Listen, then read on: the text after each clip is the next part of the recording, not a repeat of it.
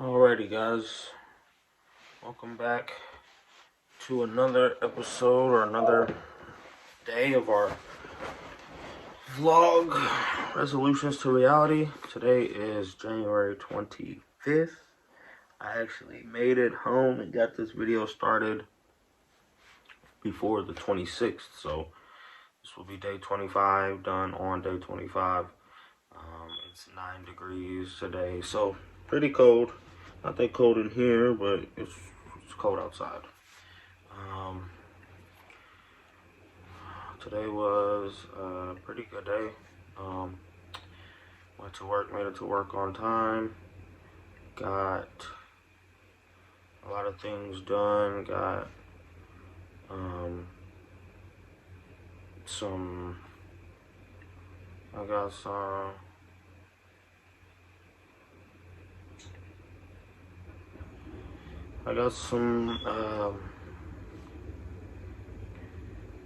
bills paid.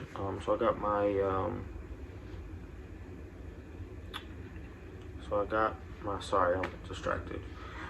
I got the gas bill paid, which was the most expensive one. It was $230, which was a pretty big hit for what I got paid today. My check was pretty small.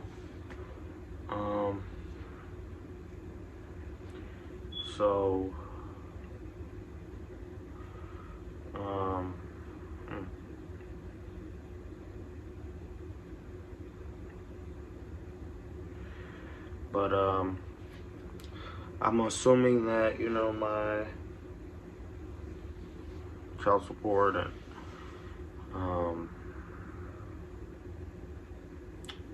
benefits started coming out, like my 401k and stuff. But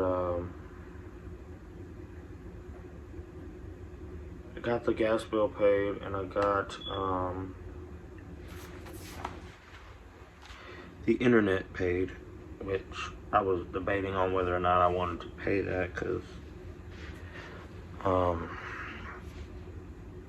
the setup I had with the arrangement that I had made with my mom was that she would pay half and I would pay half. So I talked to her earlier today before I paid it, and she said she would pay me her half when she got paid. So I just have to remember to get that money from her when she does get paid next week. So hopefully I don't forget about that, and that'll get that taken care of. But my check wasn't even $400 for a week, so it's a little rough. But I was expecting that, you know, without overtime, and I'm still grateful to have a job and be able to make any kind of money, because, you know, it's not a lot, but it's what I need right now. And I mean, I still have money left over after paying those bills, so I'm still blessed to be able to say that. I do wish it was more. I do wish there was more to go around, but it's just not the case as of yet. So I'm gonna do some saving and just try to make it make sense, you know, as best I can. It's really the best I can do right now. But like I said, I'm still grateful for the things I do have, and having, you know, my responsibilities taken care of as far as, you know, my living expenses, which I think will improve, and, you know, I won't have to worry about it again until next month. But before that gets here, I do want to make some changes. I have been thinking a lot about, you know, the court date that I have for child support on the 28th of this month, which I think is Thursday. Might be Friday, I'm not exactly sure, but I don't think I'm gonna go, mostly because I've already started making payments, and it's really just about why I haven't been making payments, because I wasn't working. But now that I am working and my payments are starting to be made, I really don't feel the need to go, but I really kind of should. just to avoid having to be summoned again next month or again soon. Hopefully they can see the payments being made and take that into consideration, but if not, I do have some plans for making some adjustments to that arrangement with some help from my job. So hopefully I can get that underway. I've had some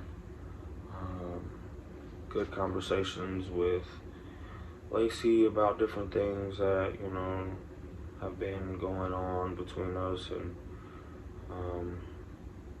her feelings about our situation. And I think communication does have us in a healthier place, but I think the main thing that is lacking is actions and behavior changes, which I understand don't happen overnight, and I'm not forcing that on anyone. But I also feel like there are some behavior changes that I would like to see before I put myself back into an environment that I'm not sure will benefit me or not. So I'm definitely gonna stand my ground and make sure what I'm asking for, my needs are met before I make any new commitments. But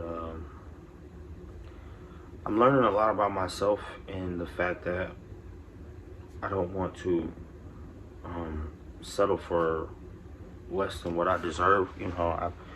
I've learned and I've figured out that I do have the capacity to satisfy someone with change that I personally am asked to make. So I don't think it's a lot to ask when you request the person that you change for to change for you. Not so much change, but make an adjustment. Because that's what love and relationships are all about, is adjusting your life to fit comfortably with someone else's. And a lot of the situation I have been involved with, I think was one-sided towards me making changes and me responding to her request, and doing that wholeheartedly, but still getting treatment like I hadn't made those changes. And that is something that has bothered me for a while, and I do want that to be fixed before we move forward. And I hope it does get fixed. I do want to keep my family together and keep things in a good place, but only time will tell where things go from here. I'm not in a hurry to be put back into a situation that hasn't shown itself worthy. I'm really trying to focus on developing a better me for my kids. I feel like the best version of me is what I want to give to them. And I feel like I've really suffered long enough. Like, even though I'm still suffering now, I feel like I've suffered long enough to not force myself to make the right changes. And whether these are the right changes or not, I don't know. I'm not sure. I guess time will also tell. But I have to start somewhere. And, adjustments can be made later on if these aren't the right choices. Hopefully, I'm not too late to make the right adjustments. But like I said, only time will tell, and something has to give, because, If you couldn't tell from my last video, which you probably haven't seen because no one watches these, the struggle is real. The struggle is really real around here, and I really feel like the flower that grew from concrete. Like, you know, I'm in a really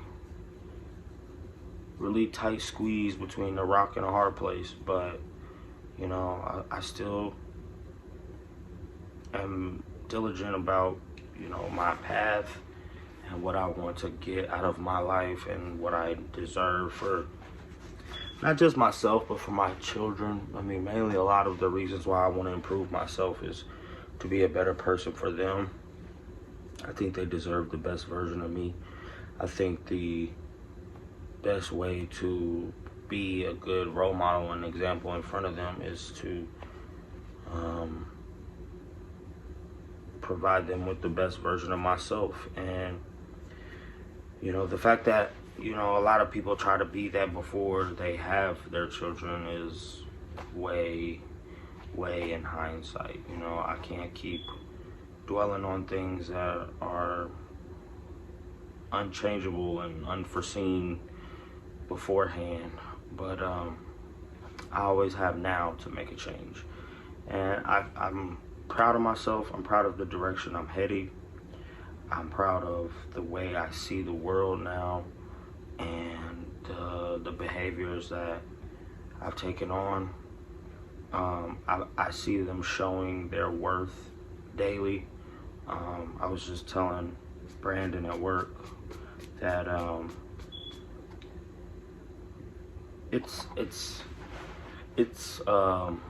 it's encouraging that, you know, now a lot of times when I talk to the people closest to me, which it's understandable because they're the ones closest to me, but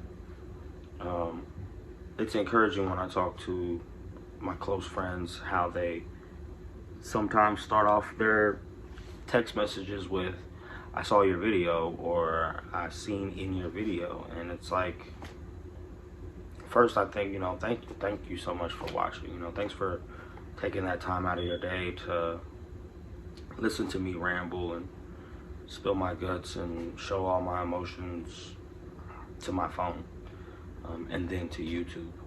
But I sometimes tell myself, you know, no one watches this, and this is just me being, you know, annoying online or just spinning my wheels. But sometimes you know, when you get those little subtle gestures that someone is saying, "Hey, I saw what you did," you know, and rarely do they say, "Oh, I liked it," or "I don't like it," or have any opinions on it. Rarely do they comment or like on it, or like, but it's a start, you know, it's a start. And like I said, it makes sense because they're the people closest to me. They're the people who know me the best, and they, you know, keep tabs on me because, you know, they care about me. But I still aspire to one day, you know, motivate a stranger to, you know, reach out and say, "Hey, you know, I see your diligence, and don't give up." Because I do that a lot. I do that to a lot of people that I see on YouTube, on like other people who do shoe reviews and just other videos I watch. I try to comment and say, "Hey, great work, keep it up." You know, just putting that out into the universe, because that's really what gives me the most, you know, enthusiasm about what I'm doing, is when someone just says, "Hey,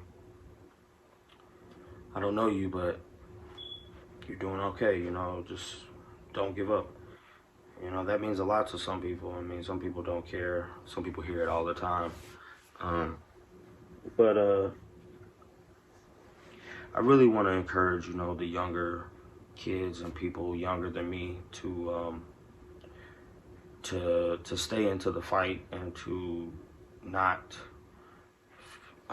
feel alone when they feel defeated, because it can get rough, you know. And I'm not a kid anymore. I'm aware of that. But I know that I'm not too far past being a child, or at least thinking like a child because I've had such an immature mind. But it's something about, influencing them to feel a part of something, or to see someone older than them who's overcome their struggles. And even though I haven't overcome my struggles yet, I started documenting my life this year because it's when I decided that the struggle would stop. I would put forth whatever effort it took to end the struggle, and I would document my course of action because not only could it help somebody else, but it can also help me organize things from hindsight. It's like something my dad told me, and I'm not gonna talk about my dad anymore after this. But something he told me back when I was younger, and he used to talk to me, was that hindsight is always 2020, and that's true. And I want to use this platform as a way to see what was in my hindsight, because I don't look at any of my videos. Like, once I upload them and put them on, I don't even keep a copy of them on my computer. So it's really just a upload and delete thing, because I don't want to watch it until this time next year, because I think I want to be able to say, if someone ever asks me, say, well, what were you doing this time last year? And I can just say, hold on, let me get on my YouTube video, let me get on my YouTube, and I'll tell you. It's just like an easier way of documenting rather than keeping a journal.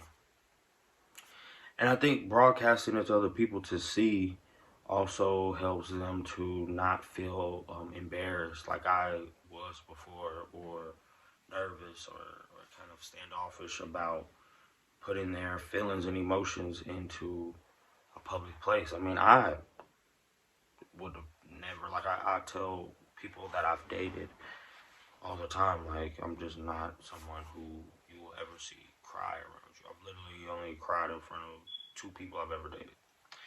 And now that I've become, YouTube's biggest crybaby, I don't have that feeling of being ashamed of crying anymore. I feel like it's a healthy way of releasing, emotions that are bottled up inside of me. And I think it's healthy for me to let that out and to show other people that, it's okay for a man to cry. It's okay for a man to be overwhelmed and to feel, just hurt. That's normal.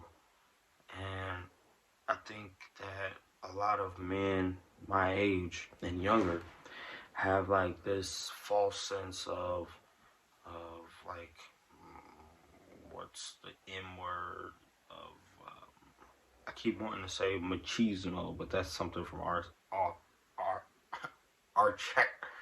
Something from Archer. Machismo is from Archer, but it's a false sense of male, like, testosterone, or that's not the word either.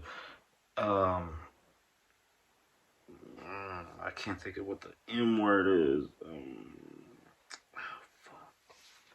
Anyway, it's just like a false sense of like what being in touch with your emotions is. And it took me 30 years to realize, that emotions are okay. And it's more manly to be honest with yourself about how you feel and express that, even if it's on a public platform, rather than to keep that,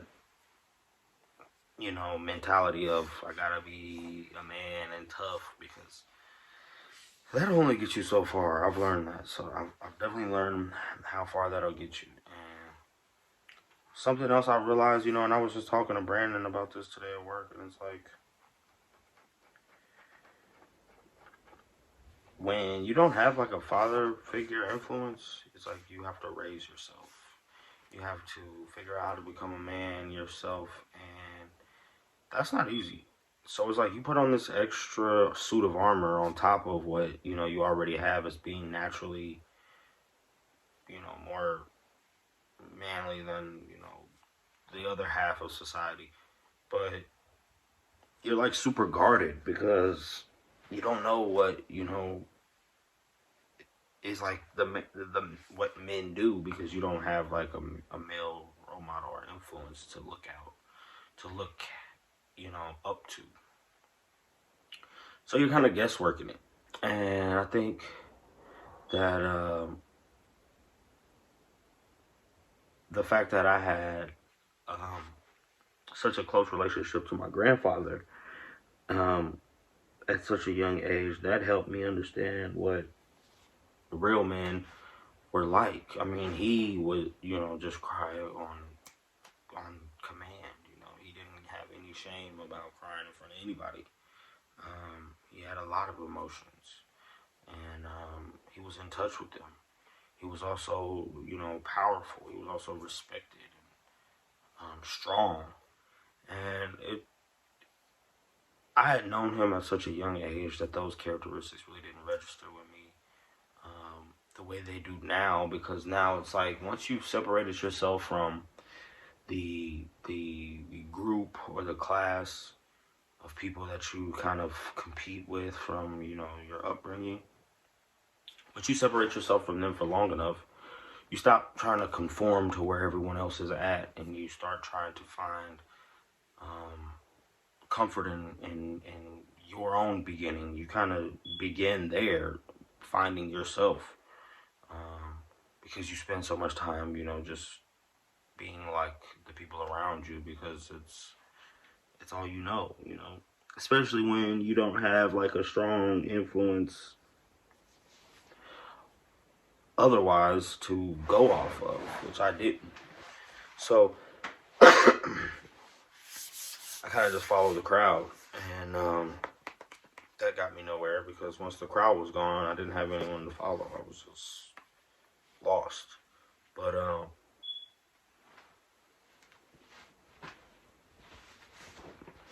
it's not all bad, because I have learned a lot of I think what I would call like herd techniques of like being able to use other people around me as a way to camouflage myself from being, too, obnoxious. But I don't know if that's a good thing or a bad thing. It's just something that I've learned from being around so many other people, and I guess just being a follower, because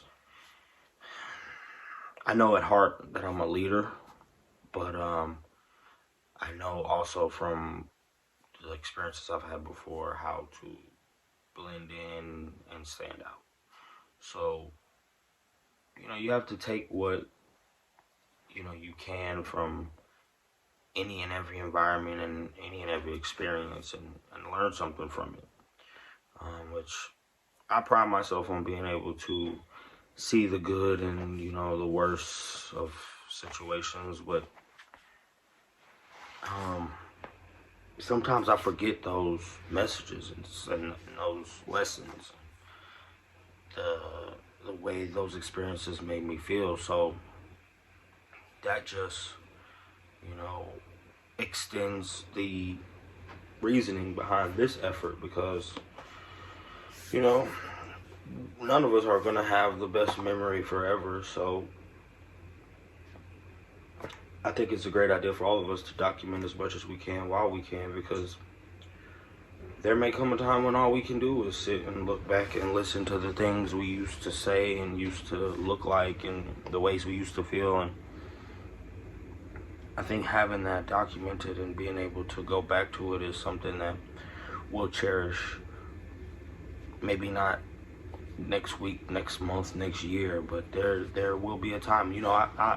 I consistently find myself thinking of things that I wish I still had to just look back on. Like I used to have voicemails of my grandmother when she would call me and just check on me, and I would save phones for years just to be able to go back and plug them up and listen to those voicemails and hear her voice. It's so crazy how things you never thought you would have to live without go so easily and so fast. Like, something that I'm really ashamed of and that really bothers me to say is that I can't really remember the sound of my brother's voice. And what's ironic is I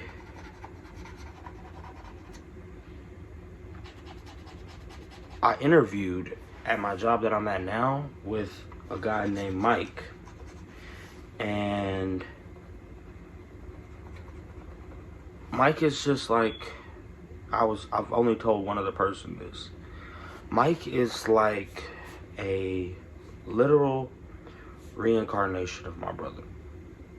And I didn't even realize it until I have this thing about myself that it's like I never forget a face. I never forget a face. So after not working there and this never registered to me when I worked there the first time. Really, it never did. Probably because I was doing everything I could to not think about my job and everything else, but what was going on there. But it never registered to me that Mike was so much like my brother until I had listened to him talk in a meeting that we had last week. And it was so prominent that I had to tell Lacey about it because I couldn't believe it. But his voice, his face, and just like his demeanor is literally a reincarnation of my brother. And it made me remember a faint inkling of what it was like to talk to him and be with him and spend time with him. And I hadn't thought about that in so long. It's like he's been gone for I can't even tell you how long. I can't even tell you when he died. You know, I've literally tried to suppress all those memories. And I didn't even get the year he died tattooed on me when I got his portrait tattooed on me. I have a portrait of him on my shoulder. But I purposely didn't get the date because my tattoo guy was like, you know, you don't want to get the date because then you'll only remember, you know, the year he was born and the year he died. And it's better to remember his whole life. And now it's like I don't even have a clue what year he died. I don't have a clue what year anyone who was close to me died because I purposely tried to erase those thoughts. Like the pressure of dealing with loss for me is unbearable because it started with my grandfather, and I'm almost positive that was in 2002. That's probably the only one that I remember.